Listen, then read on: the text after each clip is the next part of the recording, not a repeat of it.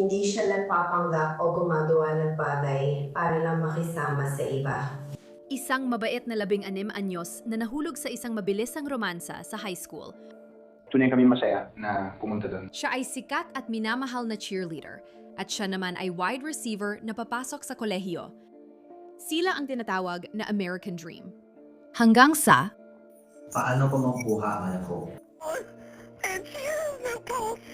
Mapupla sa asol ang kanyang mga labi. Binuo mo na ang opinyon mo tungkol sa kung ano ang naging sanhi ng kanyang pagkamatay. Isa itong tama ng bala sa ulo. At dalawang paraan ng kanyang pagkamatay. Isa po itong papatay.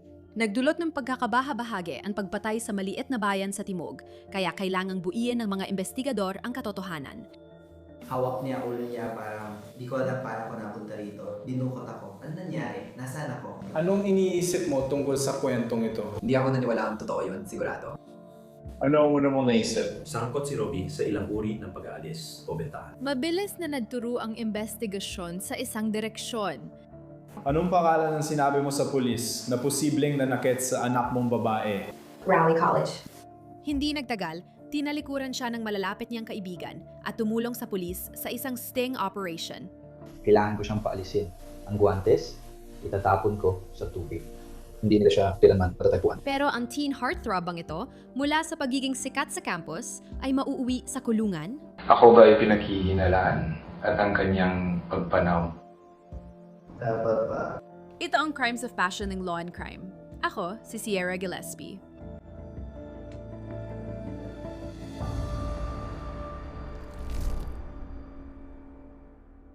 Ang Nobyembre 20, 2016 ay parang isang karaniwang gabi ng pasukan. Linggo noon at kakapanalo lang ng Central High School sa Knoxville, Tennessee. Nanalo ang football team nila sa malaking playoff. Isang laro na lang para makapasok sa state championship. Sumisigaw ng suporta sa gilid ng field si Emma Walker, 16 taong gulang. Tiyak na masaya pa rin si Emma Walker sa pagkapanalo habang kasama ang kanyang mga magulang na yung linggo ng gabi. Isang normal na gabi lang ba ito? Pagkatapos, kumain siya ng sorbets kasama ang tatay niya noong gabi. Mga anong oras nangyari yun? Mga pagitan na alas 7 at alas 8. Hindi ako sigurado sa eksaktong oras. Sige. Anong oras ka natulog? Mga alas 10:30. Lahat ay normal. Wala namang kakaiba. Ngunit ang gabing ito ang huli para kay Emma. Kinabukasan ng umaga, habang ginigising siya ng ina para pumasok sa paaralan, may nakakagimbal siyang natuklasan. Hinawakan ko ang kanyang mga binti at sinubukang gisingin siya. At kadalasan, mabilis siya magigising, gumugulo o parang humihinga o kung ano man kapag ginising ko siya. Pero ngayon, wala siyang naging reaksyon. Nakita mo ba kung ano ang mali? Hindi ko malaman kung ano ang mali. Malalaman din ng mga investigador ang nangyari kay Emma. Noong Nobyembre 21, 2016 sa kaligtasan at kabanalan ng kanyang tahanan, binaril at napatay si Emma dahil sa tama ng bala sa likod ng kanyang ulo. Sa likuran mismo ng kanyang kaliwang tainga. Si Emma Jane Walker ay ipinanganak noong Marso 20,000. Bata pa lang, masigla at palaban na si Emma. Malakas ang personalidad niya at masigla sa buhay. Si Emma Walker, anong uri siya ng tao? At isang napaka-independenteng dalaga, napaka-usisa, paunawain at mahilig sa mga hayop. Siya yung tao, hindi nagpapanggap o gumagawa ng bagay para lang makisama sa iba. Siya ay may sariling paninindigan at isa ring matigas ang ulo na teenager pero napakasayang kasama at mahilig magbiro. Sige. At isang mahusay na leader. Sabi ng kanyang mga kaibigan at pamilya, siya ang nagbibigay liwanag sa bawat silid. Kailangan lang niyang magpakita ng nakakatawang mukha at napapasaya na niya ang kahit sino. At ang cheerleading ay isang bagay na talagang kinahihiligan niya. Anong mga uri ng aktibidad ang kinabibilangan ng anak mong si Emma? Bata pa siya noon nang sumali siya sa kompetitibong gymnastics at sayaw. Pagsimula ng elementarya at gitnang paaralan, sumali siya sa cheerleading bilang freshman sa high school. At yan ba ay isang bagay na hinikayat ninyo bilang mga magulang na matutunan niya? Oo, kung masaya siya sa ginagawa niya, ayos lang yun. Sige. Ginawa rin ba niya yon nung high school siya? Anong klaseng estudyante siya? Isa siyang AB na napakadali na estudyante. At nung high school, sinabi mo na siya, may iba pa ba siyang mga aktibidad na ginawa bukod doon? At nagkaroon siya ng post-affect and health and science. Gusto niyo maging nurse sa isang organisasyon na nagtatrabaho para sa XAP. May espesipikong nurse pa siyang gusto maging. Isang AP na nurse. 2016 na at junior na si Emma sa Central High School sa Knoxville, Tennessee. Malakay ang plano niya sa hinaharap, pero bata pa siya ngayon. Tulad ng ibang bata, tuwing Biyernes ng gabi, nakikipag-bonding siya sa mga kaibigan. At yan din ang ginagawa niya noong Nobyembre, 18, 2016 nang may kakaibang nangyari. May nakita kaming tao sa kalsada. Ang pangalan niya ay Dave Riley. Kaya siya. Nagsimula siyang pumunta ron, kaya pa silang mapunta ng mag-isa. Kaya hindi ko iniisip na sinasabi ng tao na si Dari dinupot. Lumabas ka mabisa ako, ayaw mo madamay ang mga mahal mo. Sige. At paano siya tumugon doon? Natakot siya at hindi alam ang iisipin tungkol sa kanila. Si Emma ay sunod-sunod na nakakatanggap ng kakaibang text message. Ang unang natanggap niyang text ay mula sa di kilalang numero. Pumunta mag-isa sa kotse mo, dala ang susi, sa alas 11:25. Sumagot si Emma, sino ka? Sumagot ang misteryosong tao, anong bahagi ng mag-isa ang hindi malinaw? Nag-text si Emma, oo, hindi ako mag-isa, kasi hindi ko alam kung sino to, LOL.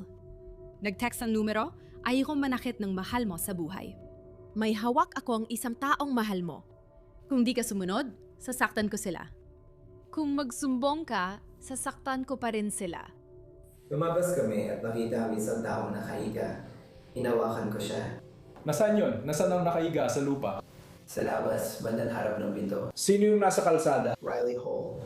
Noong taglagas ng 2014, nakilala ng 14 anyos na si Emma, si William Gall, na mas kilala sa gitnang pangalan niyang Riley at mas matanda sa kanya. Isa siyang 16 na taong gulang na junior at agad niyang nakuha ang atensyon ni Emma. Noon, may ibang nobya si Riley, pero nangakong hihiwalay at isasama si Emma sa prom. Hindi yun nangyari, pero di pa rin niya mapigilan ang paghanga. Pagkatapos makipaghiwalay ni Riley sa ibang babae, naging sila na ni Emma at hindi na nagkahiwalay. Tunay kaming masaya nung magkasama kami. Sabi ng mga kaibigan, perpekto ra ang panahong ito ng relasyon. Cheerleader si Emma at wide receiver, si Riley sa football team. Ano ang pananaw mo sa relasyon nung umpisa? Sa unang ilang buwan, masaya ito. Mukhang normal lang. Dumating ba sa punto na nagbago yun? Habang tumatagal, nagiging mapait ang dating matamis na magkasintahan noong high school. Noong taglagas ng 2016, pumunta si Riley sa Maryville College, mga 30 minuto lang sa timog ng Knoxville. Malapit lang ito kaya kayang panatilihin ang relasyon nila ni Emma, pero sapat ang layo para subukin ang relasyon nila. Paano mo ilalarawan ang dati mong relasyon? Mahirap yun dahil hindi talaga ako gusto ng mga magulang niya. Dahil sa unang beses namin naghiwalay, niloko ko siya. At hindi ako pinatawad ng mga magulang niya dahil doon, kahit na siya mismo ay pinatawad na ako. Hindi nila kami pinayagang magkaroon ng totoong relasyon habang magkasama pa kami. Ang tanging pinayagan lang nila, pinayagan lang akong pumunta sa bahay nila. Kailangan namin manatili lang sa sala at doon na magkasama. Hindi rin kami tinayang lumabas or mag-date or kahit ano pang ganoon. Mula simula, may kakaibang pakiramdam na agad ang mga kaibigan ni Emma kay Riley. Yung grupo ng mga kaibigan na meron ka nun, talagang ayaw kay Riley. Sa tingin ko, nabanggit mo ito sa detective. Nakipag-usap ka sa detective sa kasong ito, tama? Sinabi mo sa detective na yon na tiniis nyo lang si Riley dahil may nararamdaman talaga si Emma para sa kanya. Paano mo ilalarawan ang relasyon nila? Hindi maganda, sigurado ako. Paano? Bakit? Masyado siyang mapag-control. Pati mga kaibigan ni Riley ay ganun din ang sinasabi. Paano mo ilalarawan siya sa relasyon niya kay Emma? Mapang-control. Isa itong pagiging possessive. Madalas ko siyang marinig na nagsasabi, kahit ano pa mangyari, hindi siya akin. Hindi ako makapaniwala. Di nagtagal, napansin ng pamilya ni Emma na may kakaiba sa kanilang relasyon. Palagi ka bang nag-check ng mga text at komunikasyon? At nag-alala ka ba tungkol sa mga ganung bagay? Sabihin mo sa amin kung bakit. yung ilang mga salita at kung paano siya kinausap. Pakiramdam namin ay hindi tama na kausapin ang kahit sino nandoon. Nabanggit mo ba kay Rayleigh ang mga alalahanin mo? Oo, ano man naging ugali niya tungkol dito? At kinakausap namin siya at ipapaliwanag niya na galit siya at sinusubukan na niyang ipagtanggol ang sarili niya laban doon. At naging magalang ba siya sa'yo? Harap-harapan, magalang siya sa amin. Sige, pero may iba ka ba nakikita sa phone? Nagagalit siya sa telepono kapag tinatabihan namin siya or hindi pinapayagan. Pakiramdam ko may ilang bagay na hindi tama. Hindi niya kami nirerespeto bilang mga magulang kapag sinabi namin hindi. Ang ibig namin sabihin ay hindi talaga. Sige, kaya anong ginawa mo bilang magulang kaugnay sa relasyon ng anak mo kay Rayleigh Gal? Sinubukan namin pigilan siya na makipagkita sa kanya. At minsan, kailangan mo magbigay at magparaya ng kaunti. Kaya nagtaka kami ng mga limitasyon kung paano at kailan sila pwedeng makita. Pagsapit ng Oktubre, 2016, naging mas mahigpit pa ang mga limitasyong ipinataw ng mga magulang ni Emma. Pakiramdam lang namin. Dahil sa mga nakikita namin at sa paraan ng pakikipag-usap niya sa kanya. Wala siyang respeto sa mga papel namin. Kailangan lang namin maging malapit para magantayan ang relasyon nila. Nagpapatuloy pa rin sila. Palihim pa rin silang nagkikita. Nalaman mo ba sa kahit anong punto na nakikipagkita siya kay Emma nang hindi alam ng mga magulang niya? Opo, sir. At anong nalaman mo? Based ba yan sa mga pag-uusap ninyo ni Rayleigh? Opo, sir. Palagi niya kinukwento tungkol sa palihim na pagpasok sa bahay nila. Iniisip ko kung paano niya alam kung kailan sila nandoon o wala. Kapag palihim siya pumapasok sa bahay nila, paano siya nakakarating kay Sturdy? Gaya sinabi ko, depende yun kung alin doon bukas na parte ng parke bago siya umalis. Kung swimming pool ba yun, o isa sa amin ang umalis, o kung ano man yun. Nagpatuloy ito ng ilang panahon hanggang sa mahuli si Emma. Noong Oktubre 30, tinawagan sila ng pulis. Nandito ang 16 anyos mong anak sa kotse, kasama ang 18 anyos na lalaki. Pwede mo ba siyang sunduin? Lagpas na ng hating gabi. At pagkatapos, lalo pa itong naging seryoso. Minsan sinasabi lang namin na hindi muna siya makikita. Minsan kinukuha namin saglit ang kanyang telepono para maputol ang komunikasyon. Hindi kailanman sa matagal na panahon. Pero sinusubukan lang namin dumistansya siya at ma-realize na hindi ito ang ligtas at malusog na sitwasyon para sa kanya. Sige, at pinarusahan mo na ba siya sa madaling salita para manatili siya sa bahay? Isa ay bago siya namatay noong Nobyembre ng 21. Naalala mo ba kung siya ba ay pinarusahan noon panahong iyon? Hindi nung namatay siya, pero ilang linggo bago yun. Oo, pinarusahan siya. Sige. Nilampasan namin lahat ng hangganan sa paghahanap ng makakabuti at makakalitas sa kanya. Pero hindi ito ang pinakamainam o pinakamalusog para sa kanya, pati na rin sa relasyon nila. Kaya inisip ko na baka mabuksan ng mga mata niya para subukang kunin ang bagay na mahal niya. Dahil wala na kami maisip na ibang paraan. Dito nagsimula ang pagbabago kay Emma.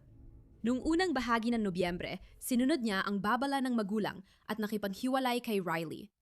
Noong Nobyembre 14, 2016, nag-text siya sa kaibigan ni Rayleigh na si Macmillan Siegel na tinatawag ding Maxie. Sinabi niyang na-block na niya si Rayleigh at ilang araw matapos nito, humingi siya ng tulong kay Maxie. Ibalik mo ang baliw mong kaibigan sa Maryville at siguraduhing layuan siya, sabi niya. Pasensya na, pero gumagamit siya ng droga at kailangan ng tulong sa mental health. Isa sa mga huling text na ipinadala ni Emma ay kay Maxie na nagsasabing, "Yewan ko, ano pa ba ang dapat gawin?" Mula sa malayo, mukhang normal lang si Rayleigh. Natapos niya ang unang season sa football team ng Maryville College at nilaro ang huling laro noong Nobyembre 2. Alam ng mga pinakamalapit sa kanya na may kakaiba.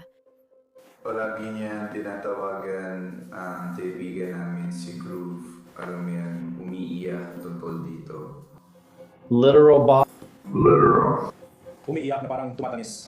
Ganun ang tunog nito. Sige. Palaging pinag-uusapan kung ganito kanungkol at hindi niya kaya. Mga bagay na gano'n. Ano ang hindi niya magawa? Inakala kong hiwalayan. Gaya ng sinabi ko, hindi ko alam ng eksaktong nangyari ang komunikasyon sa pagitan nila. Pero parang hindi niya talaga kaya makipaghiwalay. Hindi niya kaya. Hindi niya kaya malampasan ang hiwalayan o hindi niya talaga kayang gawin ang pakikipaghiwalay. Hindi niya kayang malampasan kasi hindi niya kayang sabihin, hindi niya kayang makita ng sarili niya na wala siya, na kailangan niya siya, mga bagay na gano'n. Nakita ni na Maxie at ng mga kaibigan niya si Riley na nawala ng malay sa kotse. May mga walang lang bote ng beer at bote ng damot na nagkalat sa loob ng kanyang kotse, kasama ang isang sulat ng pagpapakamatay. Hindi namin binasa ang suicide note pero nandoon ito. Paano ka nag-react? Ano ang ginawa mo? Agad namin inalis siya sa upuan ng driver, inilagay siya sa likod ng upuan, at dinala siya sa ospital sa kabila ng kalsada.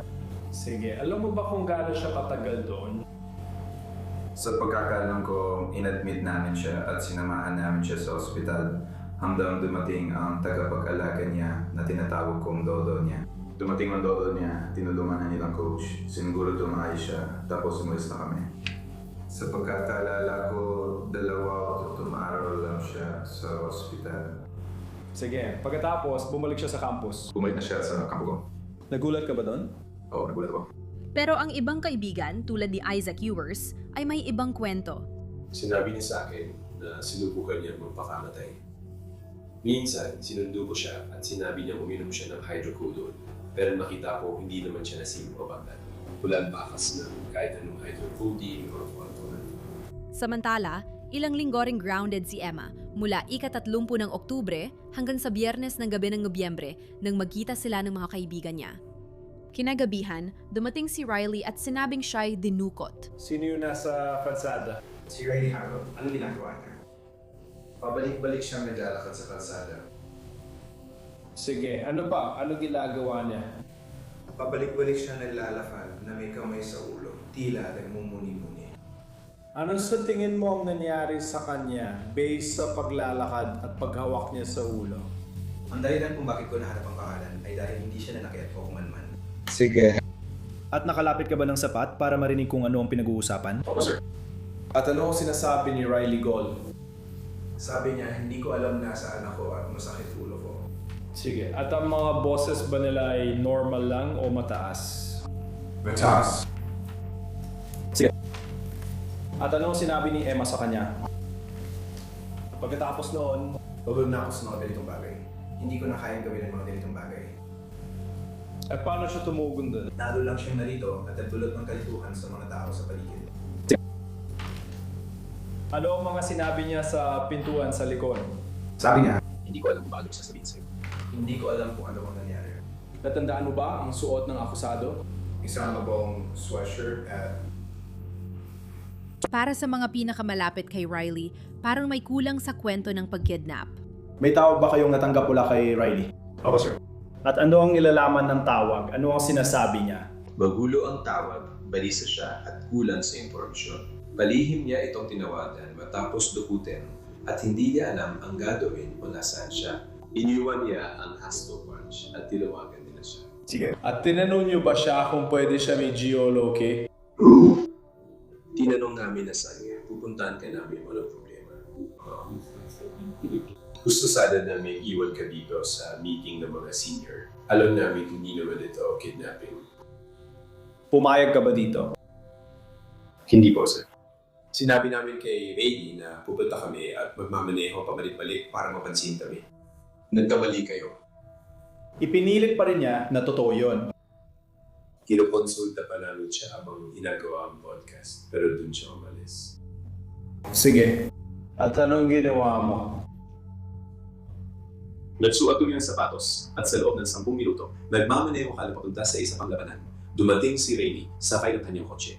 Wala pang 10 minuto. Ibig ko sabihin, bilaban namin ng telepono, nagsuot ng sapatos, bumaba ng hagdan, kinuha ang kotse at dinala ito ni Rady sa harap. Sige. Sarap na nagulat kami dahil narinig lang namin.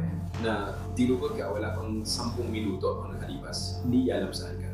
Bigla siyang dumating, sakay ng kotse at sinabi, sakit ulo ko, ipaliwanag ko lahat pagpasok natin. Pasok na tayo. Pero sabi namin, hindi, pwede tayo mag-usap dito. Kung nasa panganib ka, kailangan natin humingi ng tulong. Makipag-usap sa pulis, kung sino man ang dapat kausapin para siguraduhin na hindi ka nahabulin ng mga tao. Sige, at ano nangyari pagpasok niyo sa loob? Sinabi sa amin ni Rainy na wala siyang in order at tinamaan siya sa ulo at pinapahipo niya sa amin ang bukol sa ulo niya. Sinabi ba niya kung saan siya dinukot? Hindi po, sir. Sinabi ba niya sa'yo kung sinong dumukot sa kanya? Hindi po, sir. Nabanggit ba niya ang detalye ng pagkidnap? Hindi po. Sinabi ba niya sa'yo na kipagkita siya kay Emma? Hindi po, sir. May sinabi ba siyang impormasyon tungkol sa pagkidnap na ito? Wala. Bukod doon, nagbibiro lang siya. Wala. At paano kayo tumugon doon?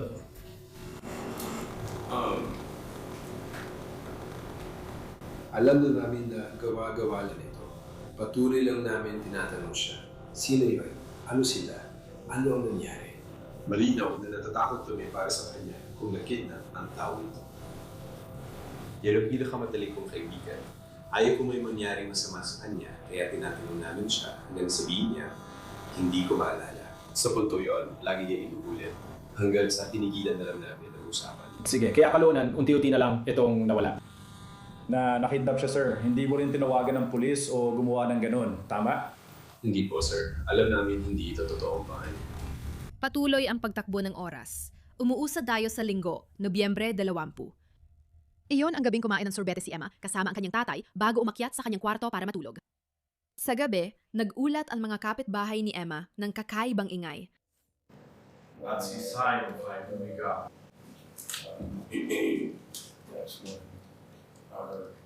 Dalawang putok ng baril. At maaari mo bang sabihin kung kailan mo narinig ang 2 putok ng baril?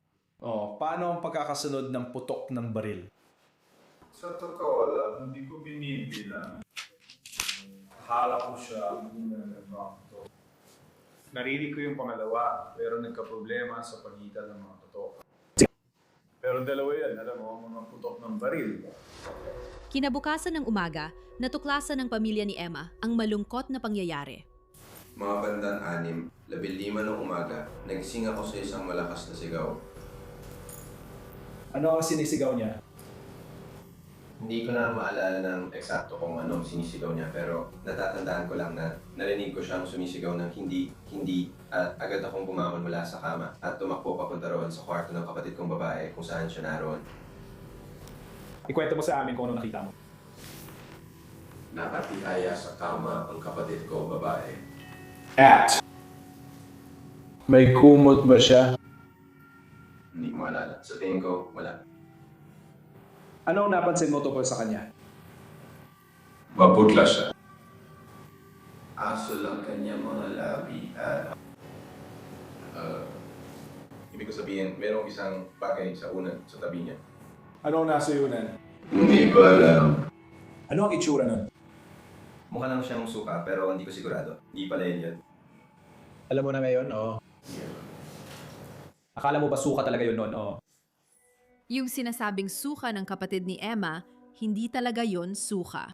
Siyempre, ay bayo, nasa kama. Napansin ko na meron. Medyo maraming kinukuha mo bilang laman ng utak or gray matter sa unan sa tabi ng kanyang ulo. Malinaw na may sugat siya sa kaliwang bahagi ng kanyang ulo.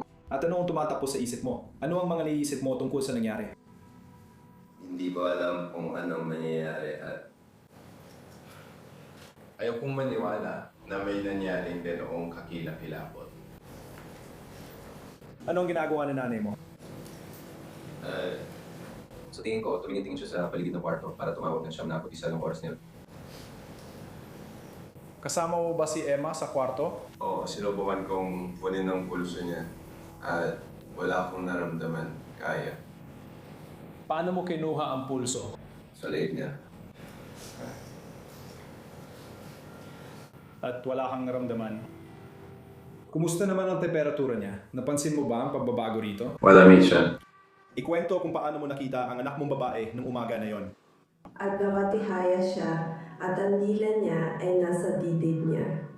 Agad na tinuring na pagpatay ang pagkamatay ni Emma. Sa kasong ito, may sugat mula sa pagpasok ng balak sa kaliwang bahagi ng ulo sa itaas ng nakaliwang tainga. Walang malinaw na labasan, pasukan ng talaga. na pumasok ang bala sa ulo. Napasa ng bungo at dumaan sa utak na nagdulot ng pinsala sa utak. At iyon ang magiging dahilan kung bakit siya namatay dahil nasugatan ang kanyang utak ng bala. Nalaman agad ng mga investigador na pamilyar sa kwarto ni Emma ang bumaril sa kanya. Napansin ko mula sa loob ng bahay at paglabas ko na ang taas ng bintana ay halos kapantay ng ibabaw ng kanyang kutsyon. Kung nakatayo ako sa labas at tinignan ang bintana at may malalim akong alam sa bahay, ibig sabihin nakapasok na ako tulad niya. Kaya kung tumayo sa labas at makita na ang ibaba ng bintana ay kapantay ng kanyang kutson. Kung ako rin sa katunayan ay may malalim na kaalaman na si Emma Walker ay natutulog sa mga unan at talagang humihinga mula sa loob, kung gayon ang kanyang ulo ay nasa nakataas na posisyon. Naiintindihan ba ako ng lahat tungkol doon sa ngayon? Kaya kung sa katunayan, ako ay nakatayo sa likod ng bahay at napasya kung gusto kong mapaputok, papasok sa bahay na ito, na ang layunin ay magdulot ng matinding pinsala sa katawan. Tututok ako kung nasaan ang katawan, na eksaktong kung saan naroon ang butas ng bala. Yun ang bagay na tumatak sa akin tungkol sa aktual na pagpasok ng bala sa bahay. Nasa diretso ang lokasyon at posisyon nito kung saan naroon ang ulo ni Emma Walker sa loob ng bahay. Maya-maya, ang pangunahing suspect ay isang taong nakita sa lugar na nakaitim. Sa pagsusuri mo, may napansin ka bang kakaiba sa Poson Drive video? At ano yun? Isang tao na naglalakad sa kalsada. Anong suot niya? Maitim ang kanyang suot. Ang kasuotan na ito ay kahawig ng suot ni Riley Gall noong gabi ng pagdukot. Di nagtagal, itinuro ng investigasyon ang isang tao, ang nag-iisang tao na may motibo para pumatay. Anong pakaalan ang sinabi mo sa pulisya tungkol sa taong pinaghihinalaan mong nalakit sa anak mong babae? Riley Gall? Dinala ng investigador si Riley para tanungin. Kwento mo nga sa akin tungkol sa tawag na natanggap mo. Sabi mo siya ay, paano mo sinabi? Sabi niya hindi naging maayos ang tawag at may nasabi siyang masakit. Pwede mo ba yung ikwento? Umiyak ako at sinusubukan kong kumbinsihin siya na balikan ako. Pero paulit-ulit lang siyang tumatambi. Sabi niya mahal niya ako pero ayaw niya makasama ako at wala na siyang pakialam sa relasyon namin. Patuloy akong naiusap sa kanya na pakinggan niya ako. At patuloy ko siyang tinatawagan pabalik dahil sobrang natataranta ako at nasasaktan. At sinagot niya minsan pagkatapos niya ibaba ang tawag. Sinabi niya sa akin na kapag tinawagan ko pa siya ulit, gagambalain niya ako. Patuloy ko pa rin siyang tinawagan. Sinagot niya ulit at sinabi niya, kailangan mong tumigil, baliw ka, ayusin mong buhay mo. Ayon kay Riley, nasa kotse siya at umiiyak noong pinatay si Emma dahil sa kanilang hiwalayan. Bumalik ako sa campus mga alauna ng madaling araw. At umupo lang ako sa loob ng kotse ng mga 2 oras, 2.5 oras. At umiiyak lang ako. Pasensya, anong oras ka bumalik sa campus? Awasisa Kinsay. 2 oras ka ba sa bahay? 2 o 3. Naalala kong bumalik ako sa dorm ng alas 4:30 ng madaling araw. At gising pa roommate ko kasi tinanong niya kung bakit ako late umuwi.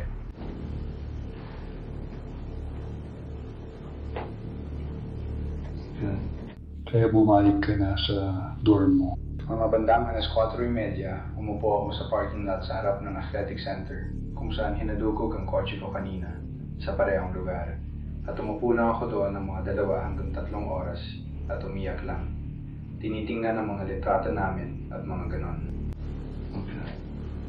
Nagpadala ako sa kanya ng text ng alas 2:55. Hinihuli kong text pero nagpaalam na lang ako kasi malinaw na hindi na siya babalik. Anong ibilandulong sa kanya? Hindi eksakto pero sinabi ko lang sa kanya kung gaano siya kamaalad. Humingi ako ng paumanhin na ayaw rin niya sa amin at hiniling ko na makabit niya ang magagandang bagay sa hinaharap. Sinabi ko rin titigilan ko na siya.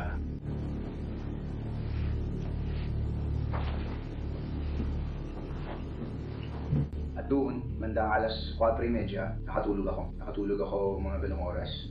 At doon ako nagising dahil may mga tumatawag sa akin tungkol sa nangyari. Pero halos kasabay nun, parang nakalimutan niya ang pangalan ni Emma. Yung babae, nag-text siya sa akin. Awing babae, yung namatay na. Anong pangalan niya? Emma. Mukhang alam ni Rayleigh na sinusundan siya ng mga investigador. Ako ba ay pinaghihinalaan sa pagkamatay niya? Hindi ba dapat? Natatanong ako kung isa ba yun sa mga dahilan kung bakit ako nandito. Wala akong pakialam kung iniisip mo may baril ako o ano pa. Basta sana hindi ako mapagbintangan sa pagkamatay niya. Sinabi ko bang gusto mo? Sana hindi mo iniisip yun dahil hindi ko siya sasaktan. Mas pipiliin ko pang saktan ang sarili ko at yun na ang ginawa ko. Mas nag-imbestiga ng malalim ang mga detektib at may nakuha silang nakakagulat na impormasyon mula sa mga kaibigan ni Riley. Una sa lahat, kakaiba ang naging reaksyon niya sa pagkamatay ni Emma. Sa panlabas, nagpapahayag siya ng pagmamahal kay Emma. Noong Nobyembre 21, 2016, nag-tweet siya, "Yan ang maganda kong Emma. Magpahinga ka na ngayon, mahal." Unang Korinto 13:8. Huwag mong kalimutan ipaalala kay God ang bersikulo natin, "Mahal kita magpakailanman." In-update niya ang Twitter bio niya at nilagay, "Namumuhay para kay Emma Walker araw-araw." "Mahal kita, maganda. Alam kong mas maayos ka na ngayon." Pero alam ng malalapit sa kanya na may kakaiba. Kailan mo nalaman tungkol kay Emma Walker or sa kanyang pagkamatay? Tinawagan ako ni Morinella. At anong sinabi niya sa'yo? Na si Emma Walker ay pumanaw na at maraming kalituhan tungkol sa mga nangyari sa kanya. Ano agad ang pumasok sa isip mo? Na si Riley ay may kinalaman sa nangyari. Yun agad pumasok sa isip ko. Bago pinatay si Emma, tinanong ni Riley ang mga kaibigan kung paano alisin ang fingerprint sa baril. Tinanong niya ako tungkol sa papel niya, tungkol sa pagpapalawak na Westwood.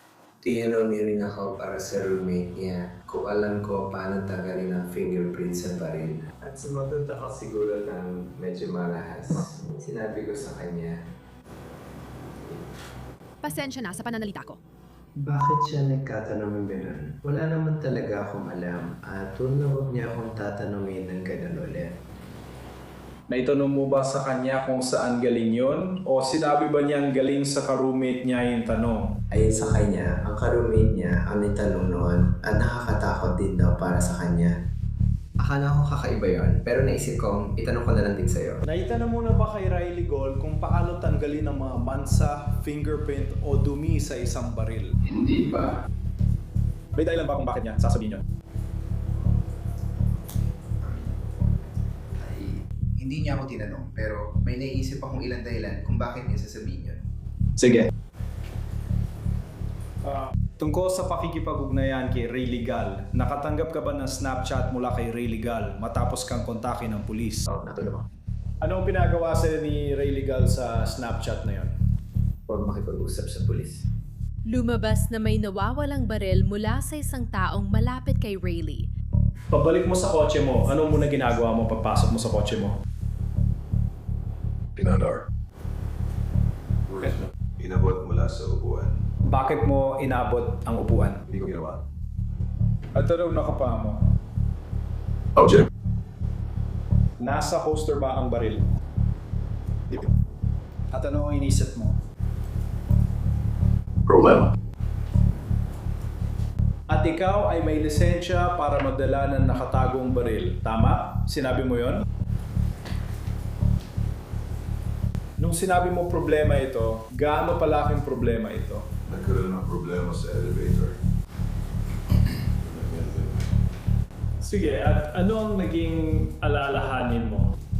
Nasaan ang isip mo noon?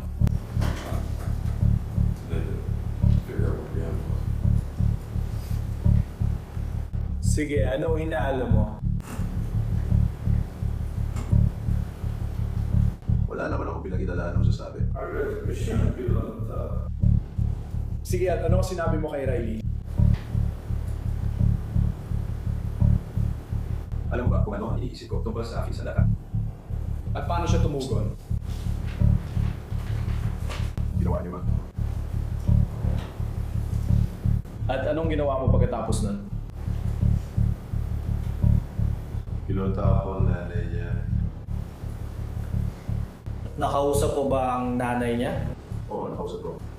Naniwala ka ba sa kanila na wala siyang baril? Hanggang sa puntong yan, sir, wala akong dahilan para malaman kung ano ang pinuntahan namin. Nang mas tingnang mabuti ng mga investigador ang kinaroroonan ni Rayleigh noong oras ng pagkamatay ni Ima, nalaman nilang dumating siya sa kanyang dormitoryo sa kakaibang oras. May tala ba para linggo, ika-20? Wala. At anong oras sa mga tala natin para sa madaling araw ng Lunes, ika-21?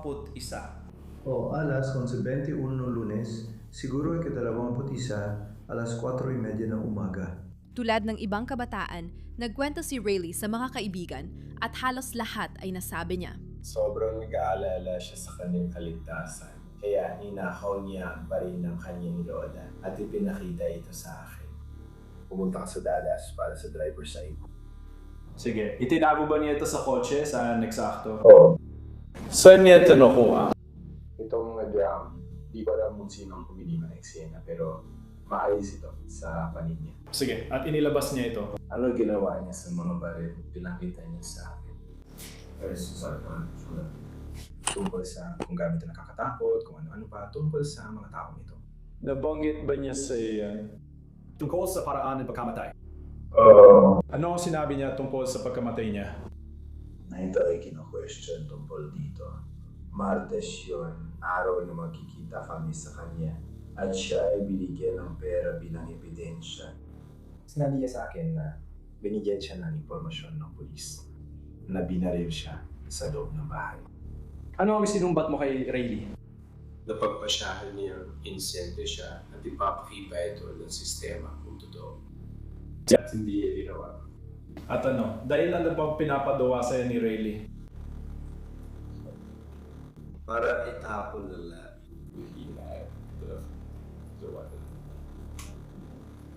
Sige. Paano ka tumugon nang gusto niyang itapon ng baril? Ano talaga nangyari sa inyo ni Rayleigh? Galit na galit ako. Hindi ako makapaniwala doon. Naniniwala siya na kaya niyang itapon ng armas bilang paraan ng pagpapatunay ng kanyang pagiging inosente, imbes na dumiretso sa korte o sa mga otoridad. Tunay siya inosente. Pinapakita yung korte. Sapat na rin ang narinig ko kay Rob, Nintendo, at gusto ko yun. Doon niya ako tinanong. Sa totoo lang, binanggit niya ito sa bahay ng Webes tungkol sa hindi pagtatapon ng baril sa ilog. Sige, paano mo siya papayuhan tungkol doon? Baba kumpara sa totoong kata. Kailan mo napapapasyahan na magkakaproblema ka sa pulis? Nagkaroon ako ng pag-usap sa bahay niya at may mga naging resulta pagkatapos na. At bakit mo naisip ang kailangan mong pumunta sa pulis? Dahil holot ang naman. Sinabi rin ito ni Rayleigh sa mga kaibigan niya. Noong alas 12:08 ng madaling araw ng Nobyembre, 22, 2016, tinetext ni Rayleigh ang kaibigan niyang si Alex. Burahin mo ang mga text na ito matapos kong ipadala ang susunod. Sabi ni Alex, "Okay, gets kita." Tanong ni Rayleigh, bakit mo sinabi sa kanya ang tungkol sa baril? Akala nila ako ang bumaril dahil doon. Pakitext mo ako pabalik. Sumagot si Alex matapos ang ilang minuto. Kung wala kang ginawa, wala kang dapat itago, bro. Naisip ko baka gamitin mo yon para magpakamatay matapos ang lahat. Nag-aalala ako sa'yo. Pare, bakit mo sinabi na sinusubukan mong itapon ang baril? Nagsinungaling ka at sinabing na ibalik mo na sa lolo mo, pero lumabas ang nanay mo at sinabing hindi niya makita. Nag-text si Rayleigh. Hindi nila alam na naibalik ko na. Hindi ako nagsinungaling. Diyos ko, pakiusap, mangako ka sa akin. Kung may pulis na magtanong pa sa'yo, sabihin mo lang na hindi ka sasagot dahil ayaw mong mapahamak. Pero kinausap ng mga kaibigan ni Riley ang mga pulis at pumayag silang maging bahagi ng isang sting operation. Sige. May binigay na bang recording device si Alan Merritt ng Sheriff Department sa'yo? Oo, kailangan maliwanag bago natin gawin ang bahay dito. Sige. Binuksan mo ba ang mga recording device na yon? Apo, sir. Kaya ikaw at si Noah ay nandun sa bahay. Kinausap mo si Riley sa labas. Pumasok din ba si Riley sa loob? Oo, may mga nagtanong kung kumusta, pero naging ayos din sa huli. Nakausap ko siya hanggang sa pumasok pa ulit sa loob. Sige. At lahat ng ito ay naka-record. Hindi ko nga magalit sa kanya dahil malamang ay mahuhuli ako sa susunod na mga araw. Pero, Naiintindihan ko na sinabi niya sa'yo tungkol sa baril. Hindi ko alam kung sino ang gumaril sa kanya. Ipinapangako ko yan sa buhay ko. Hindi ako magsisinungaling dito ngayon. Hindi ko alam kung sino ang gumawa. Hindi ko siya kailanman sasaktan kahit kailan sa buhay ko. Hawak ko ang baril na yon dahil natatakot ako sa nangyari dito. Alam kong hindi mo ako pinaniniwalaan. Malamang hindi rin kayo naniniwala. Kahit ano pa, sinasabi ko lang sa inyo. Ang sinasabi ko, kung kailangan kong humarap sa korte sa harap ng grand jury o kung anuman at kailangan mo magtestigo o kung lalapit ulit sa iyo ang mga pulis para kausapin ka, tuwing kakausapin mo sila, sabihin mo lang na natakot kang sabihin na naka-acid ka dahil akala mo mapapahamak ka. Hindi, totoo. Hindi ko talaga babanggitin yon. Pag may tanong sa baril na yon, sabihin mo na baka nagkamali ka ng intindi kasi high ka nun at wala kang alam sa nangyayari. Sinabi niya lang na nagrereklamo si Riley sa kanya. Akala ko may narinig akong tungkol sa baril at pinaghihinalaan siya ng lolo niya na siya ang kumuha.